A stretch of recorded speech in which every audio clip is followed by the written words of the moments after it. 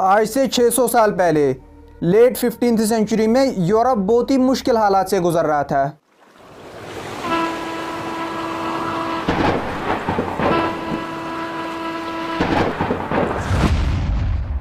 क्या अमीर और क्या गरीब, सब लोग एक जैसे गरीबी, भूख और बीमारी की वजह से जूझ कर मर रहे थे। माएँ अपनी बच्चों को या तो जिंदा दफनाती थी या फिर कचरे के ढेर में फेंकती थी, क्योंकि भूख की वजह से ये बच्चे वैसे भी माओं के गोद में तड़प तड़प के मर रहे थे, जो कि इन माओं से बर्दाश्त नहीं हो रहा था। किसान या तो अपने आप को पेड़ों से लटकाते थे या फिर बीच खेतों में ही अपने आप को आग लगाकर भस्म करते थे। जिन किसानों में जिंदा रहने की हिम्मत थी भी, वो अमीरों के कर्जों में इतने डूबे हुए थे कि वो इन कर्ज देने वालों के जिंदगी भर के लिए गुलाम बन चुके थे। जहां एक तरफ यूरोप में अंदर के हालात इतने खराब थे, वहीं पर दूसरी तरफ उस्मानी तुर्कों ने यूरोप की नाक में दम कर रखा था। यूरोप के लोग देश छोड़कर एशिया जाना चाहते थे, लेकिन यूरोप से एशिया तक के सभी रास्ते उस्मानी तुर्कों या फिर ऑटोमन एम्पायर के कब्जे में थे।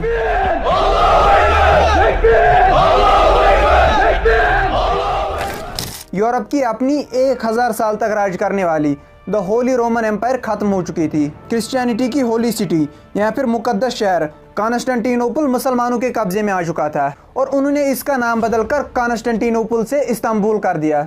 इस्तांबुल के सबसे बड़े मुकद्दस चर्च हैगा सोफिया को मुसलमानों ने मस्जिद बना लिया, जिस वजह से पूरे यूरोप भर के ईसाइयों की उम्मीदें टूट चुकी हैं। लेकिन वो चाह के भी इन हालात में कुछ भी नहीं बदल सकते थे।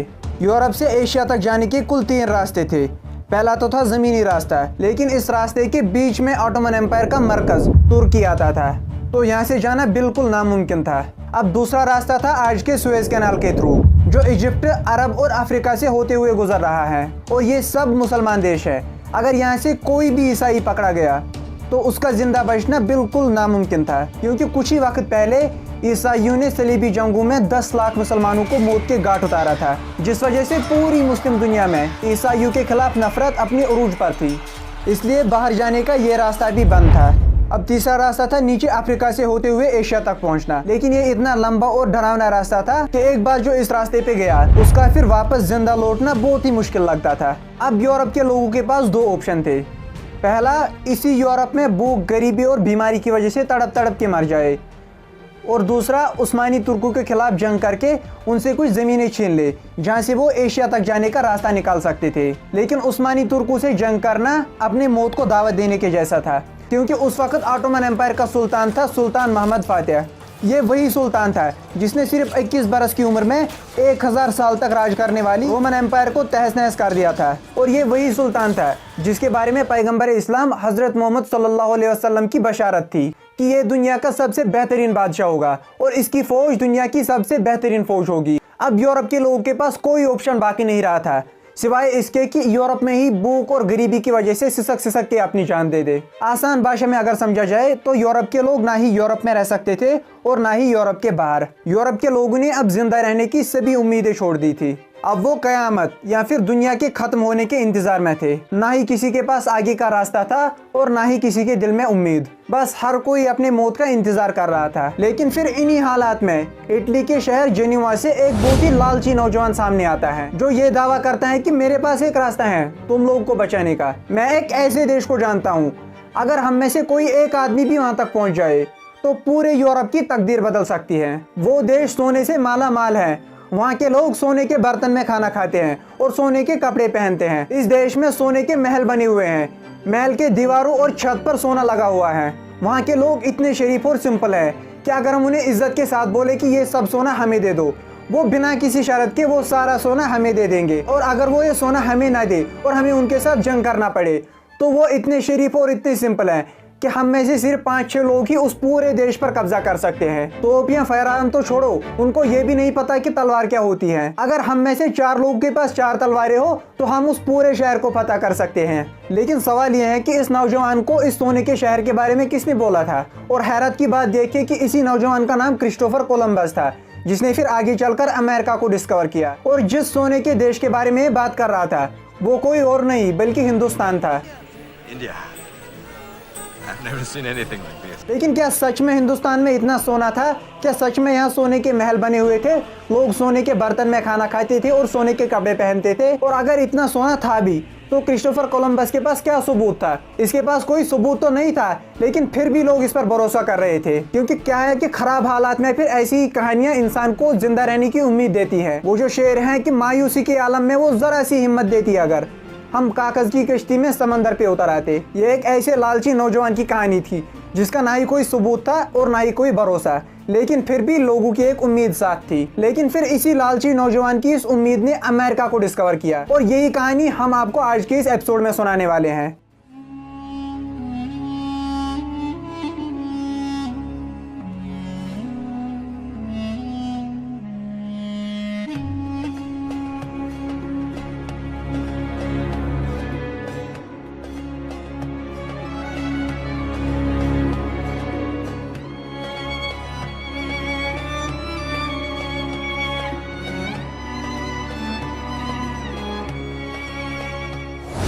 अब देखिए, जिस टाइम की हम बात कर रहे हैं उस टाइम पर साइंस इतना एडवांस नहीं था कि हमें कोई ग्लोब हमारे पास अवेलेबल है, हमें अर्थ की एग्जैक्ट लोकेशन, एग्जैक्ट मैप हमारे पास हो। इतना साइंस एडवांस नहीं था, लेकिन इससे बहुत टाइम पहले ही ये तो एटलीस्ट साबित हो गया था that earth is not flat, it is round. Round माने तो अगर हम अर्थ की एक पॉइंट से निकल जाए तो हम आगे चलते वापस फिर इसी पॉइंट पर पहुंच सकते हैं। इतना इस टाइम पर प्रूव हो चुका था। Once again I repeat, Columbus के पास कोई एक्यूरेट मैप नहीं था इंडिया तक आने के लिए, लेकिन उसे ये पता था कि 3 कंट्रीज हैं, इंडिया, चाइना और जापान। यही 3 कंट्रीज हैं एशिया में। पहले तो पता था कि एक ही रास्ता है और वो टर्की से होते हुए गुजरता था, लेकिन अब जब ये प्रूव हो चुका था कि अर्थ राउंड है, अब उसे पता था कि अगर चलो ईस्ट में हमें टर्की आगे नहीं जाने दे रहा है, ऐसा भी ऑप्शन हो सकते हैं कि अगर हम वेस्ट में आगे चले जाए हम तब भी एशिया तक पहुंच सकते हैं, वेस्ट की तरफ अगर हम आगे बढ़े। उसने जो कहा था कि मेरे पास शॉर्टकट है इस सोने वाली कंट्री तक जाने के लिए, इंडिया तक जाने के लिए, वो तो उसके पास नहीं था, लेकिन ये बात सही थी कि अगर वो वेस्ट में ही आगे बढ़ता जाए वो इंडिया तक पहुंच सकता है। अब उसके पास आइडिया था वेस्ट की तरफ आगे बढ़ के इंडिया तक पहुंचने का, लेकिन इसके लिए उसे बहुत ज़्यादा पैसे चाहिए थे, पैसे और बहुत अच्छा खासा क्रू चाहिए था। उसको बहुत बढ़िया शिप चाहिए थी जो कि उस टाइम पर आम लोगों के पास अवेलेबल नहीं होती थी, तो इसके लिए उसे बादशाह का हेल्प चाहिए था। तो पहले वो पहुंचता है पुर्तगाल के किंग के पास। उसके सामने वो अपना आइडिया प्रपोज करता है कि अगर हम ऐसे वेस्ट की तरफ आगे बढ़ जाए तो हम इंडिया तक पहुंच सकते हैं। उसको ये बिल्कुल बकवास लगा तो उसने इसको रिजेक्ट किया, लेकिन कोलंबस ने हार नहीं मानी। वो पहुंचता है इंग्लैंड के किंग के पास। तो इंग्लैंड का किंग जब इसका ये प्लान देखता है उसको भी लगता है कि ये झूठ ही है, इस तरह की कोई कंट्री कहाँ एग्जिस्ट करेगी जहाँ पर इतना सोना पाया जाएगा, तो इसने भी रिजेक्ट ही किया। अब इसके बाद वो लास्ट में पहुंचता है क्वीन ऑफ स्पेन के पास। अब यहाँ पर एक अलग से खेल चल रहा था। खेल ये था कि पिछले 800 साल तक स्पेन पर मुसलमानों का रूल था, अरबों का रूल था। अब 800 साल बाद यहाँ से मुसलमानों को बाहर निकाल के वापस स्पेन पर स्पेन के लोगों ने कब्जा किया था, और जिस क्वीन ने स्पेन में मुसलमानों को हराकर गरनाता पर कब्जा किया था उसका नाम था क्वीन आइजाबेला वन। अब क्वीन आइजाबेला वन ने एक दिन स्पेन पर कब्जा किया था और अगले ही दिन क्रिस्टोफर कोलंबस उसके पास पहुंचता है, क्योंकि लालची होने के साथ ही चालाक भी बहुत ज़्यादा था, क्योंकि उसे पता था कि कल तो क्वीन को विक्ट्री मिली है, आज क्वीन बहुत ज़्यादा खुश होगी। तो क्वीन बहुत ज़्यादा खुशी थी, तो इसी खुशी के माहौल में क्रिस्टोफर कोलंबस अपना प्लान रखता है क्वीन के सामने। वो बोलता है कि जिस कंट्री में मैं जाने वाला हूँ वहाँ पर बहुत ज़्यादा सोना पाया जाता है और वहाँ के लोग बहुत ज़्यादा कमज़ोर हैं, वो हमारे मुकाबला नहीं कर पाएंगे। अगर आप मुझे थोड़ी सी हेल्प करोगी, वहाँ से जितना भी सोना आएगा वो सब मैं स्टेट को दे दूंगा, मुझे बस उस सोने का 10% देना है, 10% मुझे चाहिए और बाकी 90% सब क्वीन का हो गया। इसके अलावा हम वहाँ के लोगों को कन्वर्ट करके क्रिश्चियन बनाएंगे। तो उससे क्या होगा, जब पूरे इतने बड़े 3 देशों पर, इंडिया, चाइना और जापान, इन 3 कंट्रीज पर जब क्रिश्चियनिटी फैल जाएगी तो ये तो पुरानी जो रोमन एम्पायर खत्म हो चुकी थी, ये तो उससे भी बड़ी एक क्रिश्चियन एम्पायर बन जाएगी, और क्रिश्चियन एम्पायर की क्वीन कौन बनेगी, यही क्वीन आइजाबेला। तो क्वीन भी क्रिस्टोफर कोलंबस की बातों में आ जाती है और उसको सच में लगता है कि अगर ये वहाँ तक पहुँच गया फिर वहाँ से सोना आ जाएगा, फिर हम वहाँ पर अपनी क्रिश्चियनिटी फैलाएंगे और उस क्रिश्चियनिटी में फिर एम्पायर बनेगी, उसकी क्वीन मैं बनूंगी। क्वीन को इसका ये आइडिया बहुत ज़्यादा पसंद आता है। तो क्वीन की हेल्प से 3 अगस्त 1492 क्रिस्टोफर कोलंबस 3 शिप और 90 क्रू मेंबर्स के साथ निकलता है इंडिया का सोना ढूंढने के लिए। कोलंबस के पास ना ही कोई मैप था और ना ही कोई सी रूट, क्योंकि इससे पहले कोई इस डायरेक्शन में चला नहीं था। तो Columbus was the first person to sail through this route, और मैप भी उस टाइम पर होता नहीं था। एक सिंपल सा कंपास था उसके पास और वो स्टार्स की डायरेक्शन देखकर अपना रास्ता आगे आगे बना लेता था, क्योंकि क्या है कि स्टार्स जो हमारी स्पेस में है इनकी एक स्पेसिफिक लोकेशन होती है। अगर हम स्टार्स की इस एग्जैक्ट डायरेक्शन को मालूम करें तो हम कहीं से भी अपना रास्ता बना सकते हैं, क्योंकि अरब में भी ऐसा ही होता था। जब सऊदी अरब के लोग इंडिया आते थे या दूसरे कंट्रीज जाते थे तो वो भी यही स्टार्स की डायरेक्शन को देखते हुए आगे बढ़ते थे। तो इसी तरह क्रिस्टोफर कोलंबस भी स्टार्स की डायरेक्शन और अपने कंपास के सहारे आगे बढ़ता रहता है। कोलंबस अपनी 3 शिप्स और 90 क्रू मेंबर्स के साथ आगे बढ़ता गया। पहले दिन गुजरते गए, फिर हफ्ते और फिर महीने, लेकिन कोलंबस को ना ही कोई कंट्री मिल रही थी और ना कोई आइलैंड। समंदर की लहरें कभी उन्हें उधर ले जाती और कभी इधर। वक्त के साथ साथ इसके क्रू मेंबर्स का भी कोलंबस के ऊपर से भरोसा उठ गया, क्योंकि उसने बोला था कि मेरे पास एक शॉर्टकट है। शॉर्टकट अगर होता फिर तो 10 से 15 दिनों में इसे पहुंच जाना चाहिए था, लेकिन इन्हें स्पेन को छोड़े हुए 40 से 50 दिन हो चुके थे। फिर भी कोई कंट्री तो छोड़ो, इन्हें आइलैंड तक नहीं मिल रहा था। और दूसरी तरफ वक्त के साथ साथ शिप पर खाना भी खत्म होता जा रहा था, क्योंकि एक छोटे से सफर के लिए निकले थे। तो यही वो पॉइंट था जब कोलंबस के क्रू मेंबर्स ने कोलंबस को मार देने का फैसला किया। अब ऐसा क्यों है? क्योंकि क्रू मेंबर्स को जब लगा कि हम तो अब इंडिया नहीं पहुंच सकते हैं, वो कोलंबस को बार बार इंसिस्ट करते थे कि अब हमें वापस जाना चाहिए था। चलो इंडिया तो नहीं मिला, कम से कम अपनी जान तो हम बचा सकते हैं, लेकिन कोलंबस अपनी बात पे अड़ा रहा कि नहीं, हमें इंडिया तक ही पहुंच जाना है। तो जब क्रू मेंबर्स तंग आ गए और आगे कोई जमीन नहीं दिख रही थी, तो उन्होंने फैसला किया कि वो कोलंबस को मार के वापस स्पेन भाग जाएंगे। लेकिन कोलंबस को पहले ही उनका ये मारने का प्लान पता चल जाता है और वो उनको लालच देता है कि अगर हम इंडिया तक पहुंचे, वहां पर जो भी सोना होगा, मैक्सिमम सोना तो मैं आपको ही दे दूंगा, आप बस मेरे साथ चलो। क्योंकि कोलंबस एक तो लालची था और बात करने का उसे टैक्टिक्स बहुत आती थी। तो क्रू मेंबर्स को भी वो ऐसे ही लालच देके आगे चलने पर मजबूर करता है। ये सब लोग कोलंबस की बातों में आ गए और शांति से आगे बढ़ने का फैसला किया, लेकिन फिर भी कुछ दिनों तक चलने के बाद भी इन्हें कोई लैंड दिखाई नहीं दे रही थी। इस वजह से अब कोलंबस भी मजबूर हो गया और उसने इन्हें एक फाइनल अल्टीमेटम दे दिया कि देखो, इतने दिन है, स्पेसिफिक 10 से 15 डेज। अगर हम इंडिया तक पहुंच गए तो ठीक है, नहीं पहुंच गए तो हम वापस जाएंगे। लेकिन कुछ ही दिनों के बाद इन्हें समंदर में ट्रीज की ब्रांचेस और लीव्स देखने को मिलते हैं, जो इस बात की इंडिकेशन थी कि लैंड बहुत नजदीक है, क्योंकि लैंड पर ही ट्रीज होते हैं जिनसे लीव्स और ब्रांचेस गिरे थे। तो वो इसी डायरेक्शन में आगे बढ़ जाते हैं और इसी डायरेक्शन में चलते चलते फाइनली 70 डेज के बाद 12 अक्टूबर 1492 इन्हें एक खुशकी नजर आती है, and this was the discovery of a new continent. ये एक नए कंटिनेंट की डिस्कवरी थी जिसे आज हम अमेरिका बोलते हैं। लेकिन मजे की बात पता है क्या है? कोलंबस को कभी ये पता ही नहीं था कि उसने अमेरिका को डिस्कवर किया है। उसको लगा कि मैं तो इंडिया तक पहुंच गया, वो तो इंडिया की सर्च में निकला था। और लाइफ टाइम जब तक कोलंबस मरा भी, उसे तब तक लगा था कि I have discovered India. America का तो उसे कंसेप्ट नहीं था। इनफैक्ट दुनिया में किसी को नहीं पता था कि अमेरिका नाम की कोई जगह एग्जिस्ट भी करती है। अमेरिका हजारों लाखों सालों से इंसानी बस्ती से बिल्कुल अलग थलग था। दुनिया में किसी कंटिनेंट, किसी इंसान को यह पता नहीं था कि हमारे अलावा भी अमेरिका में कुछ लोग रहते हैं। ना ही अमेरिका के लोगों को पता था कि हमारे अलावा भी कोई दूसरी दुनिया एग्जिस्ट करती है, और ना ही इस दुनिया के लोगों को पता था कि अमेरिका नाम की कोई जमीन भी है। So Christopher Columbus was the first man जिसने अमेरिका को डिस्कवर तो किया था, लेकिन उसे पता ही नहीं था कि ये कोई अमेरिका है। लेकिन कोलंबस मेनलैंड अमेरिका तक नहीं पहुंचा था, बल्कि अमेरिका के पास में जो कैरेबियन आइलैंड्स हैं, जिन्हें आज हम बाहामास आइलैंड कहते हैं, वहां तक कोलंबस पहुंचा था। अब इन लोगों के साथ क्या होता है और कोलंबस ने इन्हें किस नज़र से देखा, वो मैं आपको एग्जैक्ट कोलंबस के ही वर्ड्स में बोलता हूँ, जो कि कोलंबस ने उस टाइम पर ट्रैवल बुक लिखा था, उसी के एक्चुअल वर्ड्स में आपको बताता हूँ। कोलंबस कहते हैं कि जब उन लोगों ने हमें पहली बार देखा तो वो खुशी के मारे चिल्लाने लगे, क्योंकि उनके लिए हम बिल्कुल नए दुनिया के लोग थे। उन्हें लगा यहाँ तो हम किसी स्पेस से एलियन आए हैं और यहाँ हम उनके खुदा हैं। जिस ट्राइब को कोलंबस ने पहली बार देखा था उन्हें आज अरवाक कहते हैं, अरवाक ट्राइब। उनमें से सभी लोग फुल नेकेड थे, यानी कुछ भी नहीं पहना था उन लोगों ने। जब उन्होंने हमें दूर से किश्तियों में देखा, बहुत बड़े बड़े जहाज जब उन्होंने देखे हमारे, तो कुछ लोग तो साहिल पर ही जोर जोर से चिल्लाने लगे और कुछ तो हमें मिलने के लिए समंदर में कूद गए। जब उन लोगों ने हमें देखा तो पूरे आइलैंड पर एक अलग ही माहौल था, एक अलग ही नजारा था। उन्हें लगा शायद हम तो उनके खुदा हैं जिन्हें वो आज तक पूज रहे थे। जब उन्होंने हमारे पास पहली बार तलवार देखी थी, वो इतने मासूम थे, उन्हें यह भी नहीं पता था कि तलवार क्या होती है। उनमें से बहुत सारे लोगों ने हमसे तलवारें छीनी खुशी से, जिसकी वजह से उनके हाथ कट गए, क्योंकि उन्हें यह भी पता नहीं था कि तलवार क्या होती है। कोलंबस कहते हैं कि वो बहुत ही अच्छे लोग हैं। उन्होंने पहले हमें वहीं से गिफ्ट्स दे दिए, फिर हमने भी उनको अपनी तरफ से कुछ गिफ्ट्स दे दिए। उनने पहले हमें कुछ कॉटन बॉल्स और तोते दे दिए, रंग बिरंगी तोते। उसके बदले हमने उनको कुछ गिलास के बेल्स और बेल्स दे दी। जब उनके हाथों में बेल्स आ गई तो वो ऐसे बजाने लगे और जोर जोर से चिल्लाने लगे खुशी के मारे, क्योंकि उनने इससे पहले कोई बेल वगैरह नहीं देखी थी। वो बिल्कुल मेनलैंड वर्ल्ड से कटे हुए थे, उन्हें टेक्नोलॉजी बाकी कुछ भी नहीं पता था, फुल नेकेड थे, उनके पास कोई मेटल नहीं था, कोई तलवार नहीं था। तो पहली बार जब वो बेल बजाते थे तो खुशी से जोर जोर से चिल्लाते थे। वो बहुत ही मासूम लोग थे। गुस्सा, लालच, खुदगर्जी, ये सब उन्हें पता ही नहीं था कि ये होता क्या है। कोलंबस और उनके 90 क्रू मेंबर्स इस सारे सीन को देख रहे थे और ये नेटिव लोग खुशी से उनको गले लगा रहे थे क्योंकि उन्होंने इससे पहले ऐसे इंसान नहीं देखे थे जिनके बॉडी के ऊपर कपड़े होते हैं। तो कोलंबस इस सारे सीन को ऑब्जर्व करता रहता है और फिर यहाँ पर कोलंबस की मेंटालिटी आप देखो, जहाँ एक तरफ ही नेटिव लोग उसे इतना प्यार और मोहब्बत देते हैं, इतनी इनोसेंस के साथ उन्हें वेलकम करते हैं, और दूसरी तरफ कोलंबस क्या बोलता है? कोलंबस बोलता है हम में से सिर्फ 50 लोग ही काफ़ी हैं इस पूरे आइलैंड को गुलाम बनाने के लिए, क्योंकि इनके पास ना ही कोई वेपन्स हैं और ना ही कोई टैक्टिक्स। अब देखो यहाँ पर मेंटालिटी की आप डिफरेंस देखो, उनकी मेंटालिटी क्या थी और कोलंबस की गंदी मेंटालिटी क्या थी। क्योंकि कोलंबस के दिमाग में एक ही चीज़ था एंड दैट वाज गोल्ड।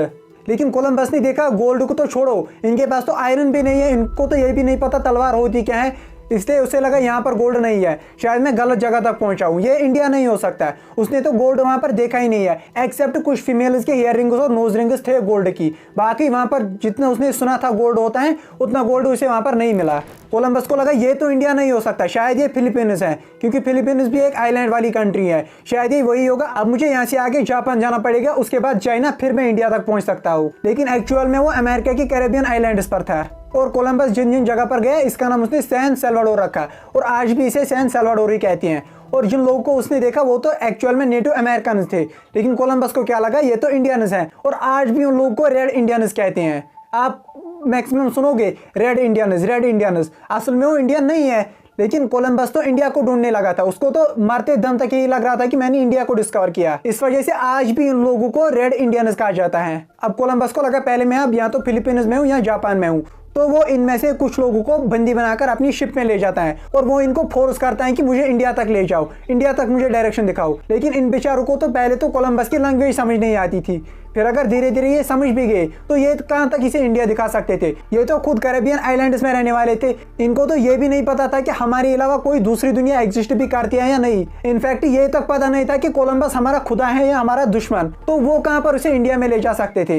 लेकिन जब उन्होंने कोलंबस की बातों को ऑब्जर्व किया तो उन्हें पता चला कि ये किसी बड़े आइलैंड के बारे में बात कर रहा है, तो वो इसे क्यूबा ले जाते हैं। लेकिन क्यूबा में भी जब उसे कुछ गोल्ड नहीं मिला तो वो पहुंचते हैं हिस्पैनियोला। उस टाइम पर ये छोटे छोटे आइलैंड्स थे, लेकिन आज इन सभी छोटे छोटे आइलैंड्स को मिलाकर एक कंट्री की शक्ल दे दी गई है जिसका नाम है हयाती। तो यहाँ तक हयाती या जिसे हिस्पैनियोला कहते थे, हिस्पैनियोला में उसने एक चीज़ देखी, जब वो हिस्पैनियोला की दरिया में चलता था तो उसे वहाँ पर दरिया में कुछ सोना मिल गया थोड़ा बहुत। और हिस्पैनियोला के बादशाह को जब पता चला कि इस टाइप का कोई आदमी आया है, उसे लगा पक्का ये हमारा भगवान होगा, तो इस वजह से वो इसे कुछ गिफ्ट्स देते हैं। और गिफ्ट में क्या देता है? एक सोने का मास्क। कोलंबस जब पहली बार सोने का मास्क देता है तो उसका दिमाग चकरा जाता है, क्योंकि उसने पहली बार इतना ज़्यादा सोना देखा था, एक सोने का मास्क। अब हिस्पैनियोला के बादशाह को लगा मैंने तो शायद खुदा को सोना दे दिया है, खुदा हमसे खुश हो जाएगा। लेकिन जब कोलंबस ने सोना देखा तो वो तो लालच में पागल हो गया, उसे लगा ये हमें इन्होंने इतना सोना दे दिया, इनके पास एक्चुअल में कितना सोना होगा, पहाड़ों के बराबर। मैं जिस सोने को ढूंढ रहा था असल सोना तो यही पर है हिस्पैनियोला में ही। तो अब उसने फैसला किया अब हिस्पैनियोला से सारा सोना ही निकाल के जाऊंगा। उसकी लालच बढ़ गई और उसने हिस्पैनियोला पर एक बहुत ही बड़ा अटैक करने का फैसला किया। लेकिन जितने बड़े अटैक का वो प्लान करता है, उसको तो लगा मैं पूरे एशिया पर अटैक कर रहा हूँ। देखो उसको पता नहीं था हिस्पैनियोला है क्या, उसे लगा शायद मुझे इंडिया और चाइना मिल गया। अब इंडिया और चाइना पर अटैक करना एक बहुत बड़ी बात है, इस वजह से वो अपने कुछ क्रू मेंबर्स को यहीं पे छोड़ता है। अपनी जो उनके पास 3 शिप्स थी, 3 में से वो एक को वहीं पे रखता है, एक को तोड़ देता है, तोड़ के उसकी लकड़ी निकाल के एक छोटा सा क्वार्टर बनाता है और उसी क्वार्टर में उसके क्रू मेंबर्स रहते हैं। यहाँ से जो उसे सोना मिला था, वो सोने का मास्क वगैरह वो सब वो अपनी शिप में रखता है और वहाँ से 5-6 नेटिव अमेरिकन उसको गुलाम बनाकर शिप में डालता है और वापस निकलता है स्पेन की तरफ, क्योंकि उसने सोचा कि अब मैं स्पेन में जाके किंग को एक तो ये सोना दे दूंगा, एक ये गुलाम दे दूंगा, इसके बदले किंग मुझे और भी ज्यादा हेल्प करेगा और मेरे साथ एक बहुत बड़ी फौज आ जाएगी और उसी बड़ी फौज के साथ हिस्पैनियोला पर अटैक करना सक्सेसफुल हो सकता था। क्योंकि भले ही हिस्पैनियोला के लोग अनआर्म्ड थे, लेकिन फिर भी सिर्फ 90 लोग एनफ नहीं थे इस पर अटैक करने के लिए। इस वजह से वापस स्पेन जाने का फैसला करता है। तो अब वो अमेरिका से स्पेन जाता है 2 चीजें लेके। पहला तो था सोना, क्योंकि उसे अपने आप को साबित करना था कि एक ऐसी कंट्री है जिसमें बहुत ज्यादा सोना पाया जाता था। तो सोना तो उसने बहुत ज्यादा ले लिया, इसके अलावा कुछ बेचारे नेटिव अमेरिकन को भी लिया। लेकिन नेटिव अमेरिकन बहुत ही कमजोर थे और उन्हें शिप में बहुत ही खराब हालात में रखा गया और खाने के लिए भी उन्हें कुछ नहीं दिया, जिस वजह से वो भूख और बीमारी की वजह से बीच में ही मर जाते हैं। अब देखो उसने दो कंट्रीज को देखा था, एक देखा था क्यूबा, क्यूबा को देख के उसे लगा था कि मैंने एशिया को डिस्कवर किया है, और हिस्पैनियोला को देखकर उसे लगा था कि चाइना, और इंडिया को मैंने डिस्कवर कर लिया है। तो वो अपने आप को पूरे एशिया का डिस्कवर समझता था, लेकिन एक्चुअल में उसने अमेरिका को भी डिस्कवर नहीं किया, बल्कि अमेरिका के बगल में जो छोटे छोटे कैरेबियन आइलैंड्स हैं वो वहां तक पहुंच गया था। तो फाइनली वो ये सारा सोना स्पेन की क्वीन तक पहुंच जाता है और उसको दिखाता है कि देखो क्वीन, ये मैंने एक छोटा सा सैंपल लाया आपके लिए, इसके बदले आप मुझे एक बहुत बड़ी फौज दे दो, बहुत बड़ी सल्तनत में आपको जीत के दूंगा, और वहां से जो सोना मिलेगा वो सब आपका, बस मुझे उसका 10% चाहिए। तो क्वीन सच में इससे इंप्रेस हो गई, क्योंकि होना भी था, एक तो उसने एक नया रास्ता डिस्कवर किया था जो कि वेस्ट की तरफ उन्हें एशिया तक ले जा सकता था, और दूसरा जब उसने सोना देखा उसे लगा कि पहले सफर में इसने बिना जंग किए इतना सोना ले आया, अगर इस पूरे कंट्री पर ही हमारा कब्जा हो जाएगा तो सारा सोना हम ले जाएंगे। इस वजह से क्वीन इसे 1200 सोल्जर्स यानी फौजी और 17 शिप्स देती हैं। पहली बार 3 शिप्स 90 लोग, इस बार 1200 लोग और 17 शिप्स। तो यही फौज लेके वो तेजी के साथ अमेरिका की ओर सफर पर निकलता है। और पता है बीच रास्ते में वो इन फौजियों से क्या कहते हैं, वो कहते हैं कि देखो जिन पर हमें अटैक करना है वो बहुत ही ज्यादा मासूम लोग हैं, हमें बहुत ज्यादा खून खराबा करने की जरूरत नहीं है, हम में से तो 10-15 लोग ही काफी हैं उनको मारने के लिए, और सोना वो तो पूछो ही मत, वहां पर बहुत ज्यादा सोना है और मासूम लोग हैं, हम आसानी से उनको कुचल देंगे, वो कुछ भी वापस रिटेलिएट नहीं कर पाएंगे, वो बहुत ही अच्छे बहुत ही नाइस लोग हैं वो। लेकिन जब कुछ दिनों के बाद कोलंबस वहां अमेरिका तक पहुंचता है तो उसने जो पीछे क्रू छोड़ा था जिनके लिए उसने क्वार्टर बनाया था वो सब उस टाइम तक मारे जा चुके थे, क्योंकि उन्होंने नेटिव अमेरिकन की बस्तियों में जाके वहां से बच्चों और औरतों को उठा के उनसे स्लेवरी ले रहे थे, क्योंकि ऑब्वियसली जब वो मेनलैंड से इतने दूर हैं उनके पास कोई फीमेल्स, उनके पास कोई फैमिली तो नहीं थी, तो उन्होंने वहां के फीमेल्स और बच्चों को किडनैप करके उनसे स्लेवरी ली, जिसके बदले नेटिव अमेरिकन ने उन पर बहुत ही बड़ा अटैक किया और उसके सभी क्रू मेंबर्स को एक साथ ही मार डाला। अब देखो कोलंबस ने 1200 सोल्जर्स को क्या कहा था, वो बहुत ही नाइस लोग हैं, किसी को मारते नहीं है और उनके पास बहुत ज्यादा सोना है। अब ना ही उन्हें वहां पर सोना मिला और जो बोला था वो नाइस लोग हैं, इन्हीं नाइस और अच्छे लोगों ने उनके सभी क्रू को मार डाला था। तो कोलंबस अपने इन 1700 सोल्जर्स के सामने बदनाम और बेबस हो गया, क्योंकि उसने 2 वादे किए थे, gold and innocent people. Gold तो था नहीं और वायलेंस भी इन लोगों ने की थी, इसके पूरे क्रू को मार डाला था। तो कोलंबस की बहुत ज्यादा बदनामी हो गई। अब कोलंबस का दिमाग खराब हो गया, अब उसने फैसला किया कि इन लोगों को अब जिंदा नहीं छोड़ेंगे।